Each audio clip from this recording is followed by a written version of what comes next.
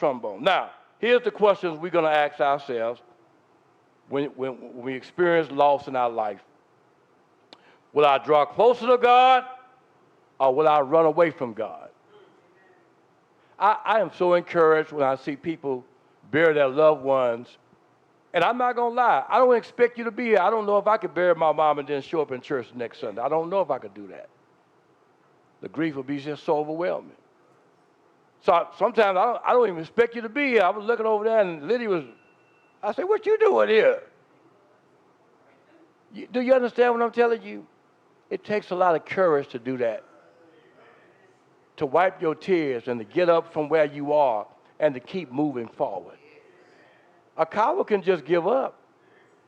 Anybody can just walk away from God. But it takes a lot of courage to do that. So the question is, will you draw closer? Will you walk away? Will you seek will you seek his comfort? Or will you push away God's loving arms? Amen. Run into some arms that'll hold you and not let you go. Have I got a witness? Here's something else. And I gave this away. Will you blame God, or will you love God more? Will you blame God, or will you love God more? The Bible is not a good book on why. Listen to me good. You read all through it. You're not going to find a lot of God's like your grandma. Do that. Why? Because I said so. God is not up to explaining to you why he's doing certain things.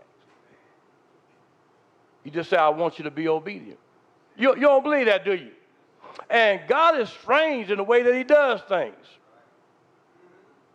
God takes Elijah, and the first sermon that Elijah preaches, he's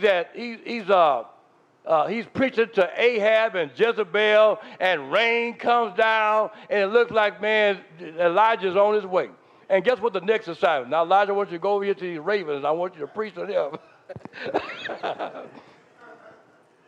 Are y'all with me here? God's strange like that. God tells Abraham, I'm going to bless you left and right, everywhere you look, I'm going to bless you. And Abraham messes up, and he gets somebody to go into Sarah, and she gets pregnant. And then finally they have the baby that God has promised them, Isaac. And as soon as Isaac gets here, the Lord said, now take him up on the mountain and sacrifice. What? Strange ways. And God is not, watch this, God is not in the business of trying to explain everything to you and I. What he wants us to do is to trust him that he always knows what's best for us.